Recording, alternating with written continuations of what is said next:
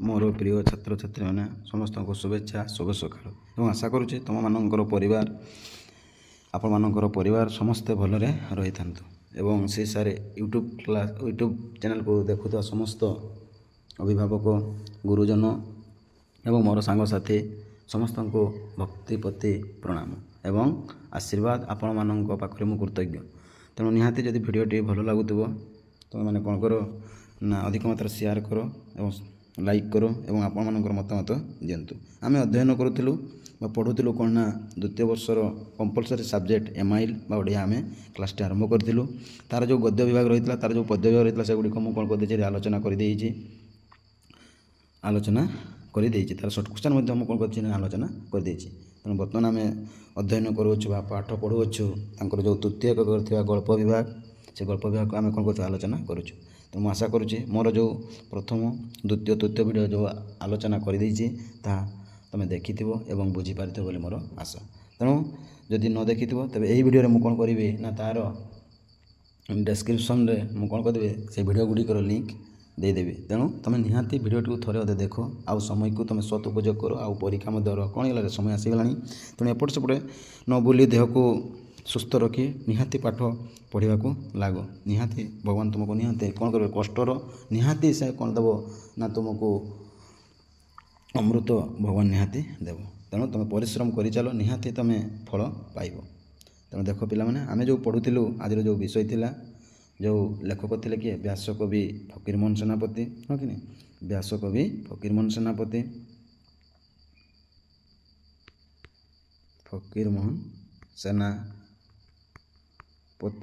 व्यासकवि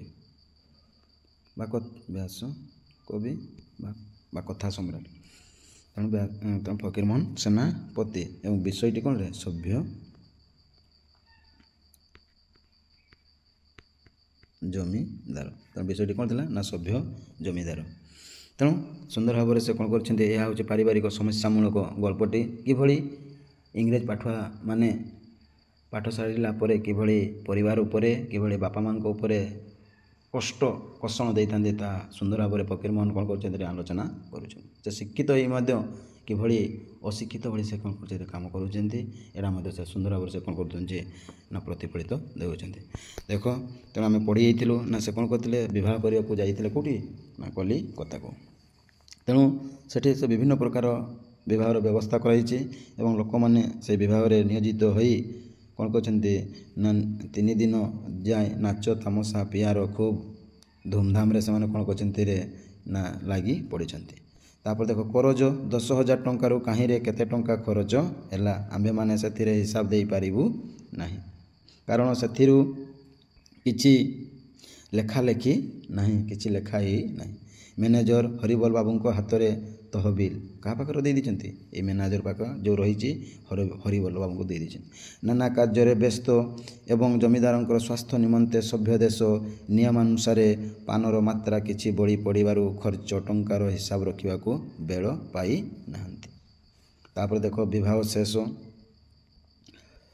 जमीदार जमीदारिणी देशस्थ सभ्य मान धरी देश को बाहुडिले बर कन्या उआस मध्य को प्रवेश बेले बेले उआसर पईली पंझा ग्रामर भल भल लोक घर बहु झील मैंने गोटे नुआ कुलारे सରରେ अरुआ चाउल दुब बरकली पत्र दे ता उपरे घीओ दीपटीए थई बर कन्या बंधाई नेबाकू आसिले। तेणु लाइन तुम बुझीपार पे पाने बंधाइबाकू आसिले शंख हुड़हुड़ी शुणी जमीदार भारी रागी जाई कुसंस्कार असभ्यता कही गोटे भारी गोटाए पाटी कले। स्वामी को देखा देखी कन्या मध्य यह नितांत बड़ कुसंस्कार अच्छी यह असभ्यता कही ठो ठो करी हसी उठिले। गाँ भुआसणी गुड़ाक ये सबू देखी शुणी छानियारे डरे अगणारे कुलाटा तले थई दे जे जा घर को पलाइले। पुओ बहु हाथ धराधरी होई माँ सांताणी सहित साक्षात करने को बाहरिले। माँ सेतेबेले ठाकुर आगरे माड़ीटी हाथ में धरी आखि बुझी ବସି ଫୁସ୍ଫୁସ୍ ହରେକୃଷ୍ଣ ନାମ ଜପୁଛନ୍ତି। ବୋହୂଙ୍କର ଗୋଡ଼ରେ ଲେଡ଼ି ଜୋତା ଏଡ଼ିର ଠକ୍ ଠକ୍ ଶବ୍ଦ ଶୁଣି ଚମକି ପଡ଼ି ଠିଆ ହୋଇଗଲେ। ବୋହୂ ଟିକିଏ ହସି ହସି ଓଃ ଆମ୍ଭର ପ୍ରିୟ ଶାଶୁ, ନମସ୍କାର ନମସ୍କାର। କେମନ୍ତ କର ଆପଣ କର କହି ହାତ ବଢ଼ାଇ ଯେମନ୍ତ ଶାଶୁ ପାଖକୁ ଚାଲିଗଲେ। ବୁଢ଼ୀ ତ ଛୁଁ ନା ଆରେ କିଏ ଅଛିରେ ମନ୍ଦିର ଅପ୍ରତିଷ୍ଠ ହେଲାରେ। ତେଣୁ ସେହି ସମୟରେ ମା କ'ଣ କହିଦିଅନ୍ତି, ମା ସାନ୍ତାଣୀ କ'ଣ କହିଛନ୍ତି ରେ, ଛୁଁ ନାରେ କିଏ ଅଛିରେ ମନ୍ଦିର କ'ଣ ହେଇଗଲାଣି ରେ, ଅପ୍ରତିଷ୍ଠ ହେଲାରେ, ବାହାର କରିଦିଅରେ ବୋଲି ରଡ଼ି ଛାଡ଼ିଲେ ବା ପାଟି କଲେ। ଜମିଦାର ବାବୁ ମିସେସ୍ ମହାପାତ୍ରଙ୍କ ହାତ ଧରି ଭିଡ଼ି ନେଲେ। ଭାରି ଖପାଟାଏ ହୋଇ ଅର୍ଥାତ୍ ରାଗି ଯାଇ ଖପାଟେ ହୋଇ କହିଲେ, ଅସଭ୍ୟତା, ମୂର୍ଖତା, ଭାରି କୁସଂସ୍କାର। ଓହୋ ଲେଡ଼ିକୁ ଇନସଲ୍ଟ, ହଁ କି ନାହିଁ? ପୁଣି ସେ କ'ଣ ଇଂଲିଶରେ କହୁଛି ଲେଡ଼ିକୁ ଇନସଲ୍ଟ। ସେହି ମୁହୂର୍ତ୍ତରେ ମା ସାଆନ୍ତାଣୀ ବିଶ୍ୱାସୀ ପୋଇଲି ରାଧି ଆଉ ଗୋଟିଏ ପୁଟୁଳି ଧରି ଘରୁ ବାହାରିଗଲେ ପୁରୀ। ତେଣୁ ଆଉ ସେ ରହିଲେ ନାହିଁ, ପୁରୀକୁ ଚାଲିଗଲେ। ତେଣୁ ମୁଁ ମଧ୍ୟ ସଂକ୍ଷେପରେ କ'ଣ କରିଥିଲି ତୁମକୁ ଶୁଣାଇ ଦେଇଥିଲି।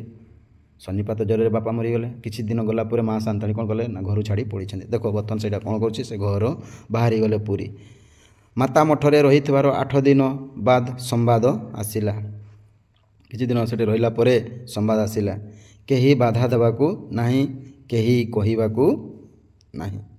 ସ୍ୱାଧୀନ ଭାବରେ କୁସଂସ୍କାର ନିବାରଣ ଆଉ ଦେଶ ଉଦ୍ଧାର ବିଷୟରେ ଲାଗି ପଡ଼ିଛନ୍ତି। ରାତି ସାରା ବକ୍ତୃତା ଓ ପାନହରାରେ କଟିଯାଏ। ଶୋଇବାକୁ ବେଳ କାହିଁ। ମିସେସ୍ ମହାପାତ୍ର ବିସଭାରେ ଛିଡ଼ା ହୋଇ କେତେଥର ବକ୍ତୃତା କଲେଣି। ଦିନଯାକ ଶୋଇଥାନ୍ତି। ପ୍ରଜା ପାଟକ କେହି ଗୁହାରିଆ ଆସିଲେ ଭେଟ ପାଏ ନାହିଁ। ଯଦିଓ ଭେଟ ମିଳେ ଏକ ଜବାବ, ମ୍ୟାନେଜର ପାଖକୁ ଯାଅ। କେହି ବୋହୂ ସାଆନ୍ତାଣୀ ବୋଲି କହିଲେ ଜମିଦାର ବାବୁ ଭାରି ଖପା ହୋଇଯାଆନ୍ତି। କିଏ ଯଦି କହିଦେଲେ ଯେ ଜମିଦାର କେହି ବୋହୂ ସାଆନ୍ତାଣୀ ବୋଲି କହିଲେ ଜମିଦାର ବାବୁ ଭାରି ଖପା ହୋଇଯାଆନ୍ତି। ନାମ ହୋଇଛି ମିସେସ୍ ମହାପାତ୍ର। ପିଲାମାନେ ଏଇଟା ମନେ ରଖିଥିବ। ତେଣୁ ସେଇ ଯେଉଁ ବୋହୂଟି ଯେଉଁ ଦୁଃଖ ପସରା ଅଳି, ହଁ କି ନାହିଁ, ଯେଉଁ ନାଁଟା ରହିଥିଲେ, ଏବେ କ'ଣ ହେଇଛି ନା ବାବୁ କ'ଣ ଡାକନ୍ତି ତାକୁ, ନାଁ ଦେଇଛନ୍ତି ମିସେସ୍ ମହାପାତ୍ର। ମାତ୍ର ପୋଇଲିମାନେ ଆଉ ମୂର୍ଖ ଚାକର ଗୁଡ଼ାକ ଠିକ୍ ନାମ ଧରି ଡାକି ପାରନ୍ତି ନାହିଁ। କେହି କହେ କିସମିସ୍ ମହାପାତ୍ର, କେହି କହେ ମିସ୍ତ୍ରୀ ମହାପାତ୍ର, କେହି ଡାକେ ଫିସ୍ ଫିସ୍ ମହାପାତ୍ର। କିନ୍ତୁ ସେଥିରେ ମନ ନାହିଁ। ବରଞ୍ଚ ମିସେସ୍ ମହାପାତ୍ର ହସି ପକାଇ ବଡ଼ ଖୁସି ହୁଅନ୍ତି। ବରଂ ମିସେସ୍ ମହାପାତ୍ର ହସି ପକାଇ ବଡ଼ ଖୁସି ହୁଅନ୍ତି। ମିସେସ୍ ମହାପାତ୍ର ପ୍ରାତଃ କାଳରେ ଅର୍ଥାତ୍ ସକାଳରେ ଚା ଖାଇଲା ବାଦ ପୋଷାକ ପିନ୍ଧି ଉଆସ, ଚଉପିଠି, ବଗିଚା ଆଉ ଆଗଦାଣ୍ଡରେ ପ୍ରାତଃ ଭ୍ରମଣ କରି ଆସନ୍ତି। ଦିନେ ବବୁର୍ଚିଖାନା ତଦାରଖ କରିବାକୁ ଚାଲିଗଲେ। ସେତେବେଳେ ପୋଇଲି ପଦି ହାଣ୍ଡିଏ ଗୋବର ପାଣି ଧରି କନା ଖଣ୍ଡକରେ ଚୁଲି ଲିପୁଥିଲା। ଜୋତାର ଠକ୍ ଠକ୍ ଶବ୍ଦ ଶୁଣି ଯେମିତି ମୁହଁ ବଙ୍କାଇ ପଛକୁ ଚାହିଁ ଦେଇଛି, ଭାରି ପାଇଟାଏ କଲା। ଆଲୋ ମୋ ମା, ଆଲୋ ମୋ ବାପାଲୋ, ଜୋତା ମାଡ଼ି ହାଣ୍ଡିଶାଳରେ ପଶିଲା ଲୋ କହି ଉଠିଛି। ହାଣ୍ଡିଶାଳ ମାରୁଗଲା ଲୋ। ତେଣୁ ସେହି ସମୟରେ ସେ କହିଛି କ'ଣ ରେ, ହାଣ୍ଡିଶାଳ ମାରୁଗଲା ଲୋ। କନା ଖଣ୍ଡ ପଫାଡ଼ି ଦେଇ ଏକ ମୁହାଁ ଧାଇଁଛି। ଆଉ ଉଆସରେ ତାକୁ କେହି କେବେ ଦେଖି ନାହିଁ। ଏଣେ ମିସେସ୍ ମହାପାତ୍ର ଉଆ କହି ଅନ୍ୟ ଆଡ଼କୁ ଧାଇଁଛନ୍ତି। ମୁହଁରେ ରୁମାଲ ଜାକି ନଥିଲେ କେଜାଣି ବାନ୍ତି କରି ପକାଇଥାନ୍ତେ।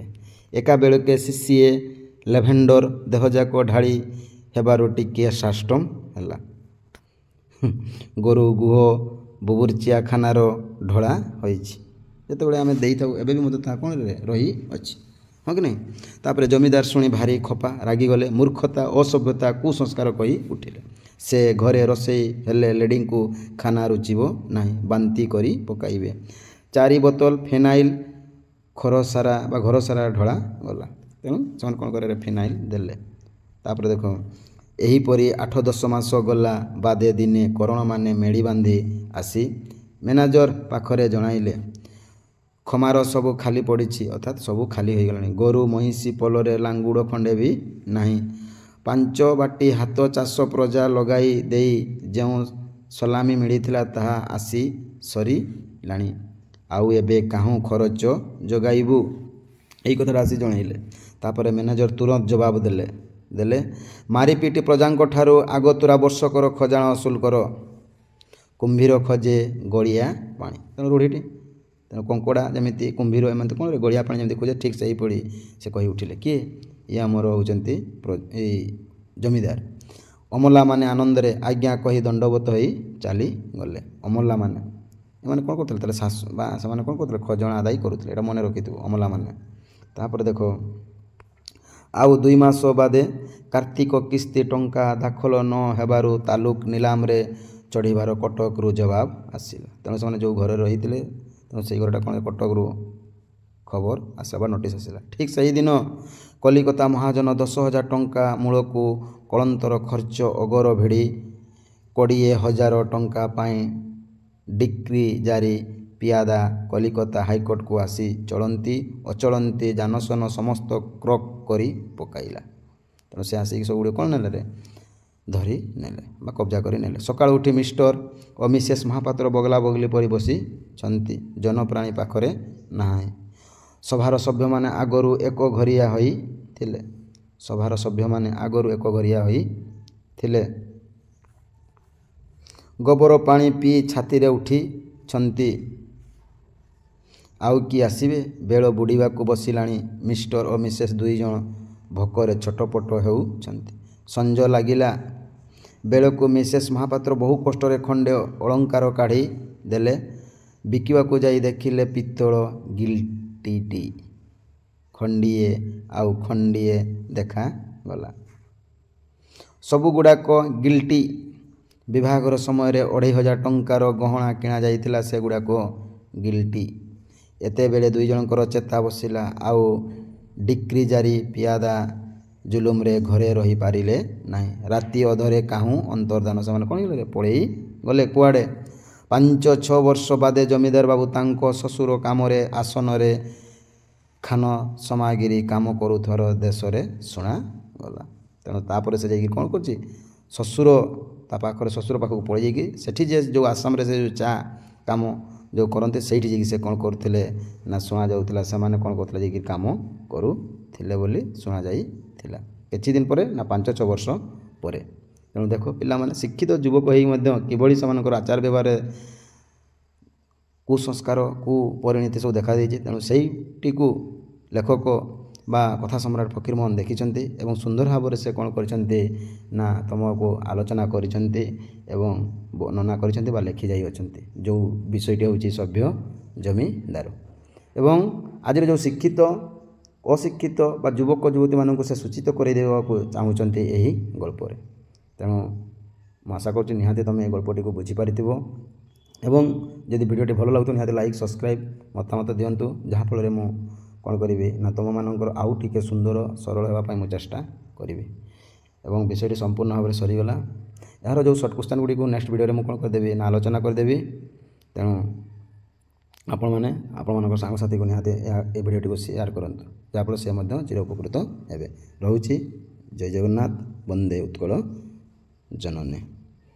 ଆମ ସମସ୍ତଙ୍କୁ ଆଉ ଥରେ CSR ଓଡ଼ିଆ କ୍ଲାସ୍ ତରଫରୁ ସମସ୍ତଙ୍କୁ ଆଉ ଥରେ ଶୁଭକାମନା ଏବଂ ମଙ୍ଗଳମୟ। ଜୟ ଜଗନ୍ନାଥ। ଏମିତି ଆପଣମାନଙ୍କର ଭଲ ପାଇବା ରହିଥାଉ। ଜୟ ଜଗନ୍ନାଥ।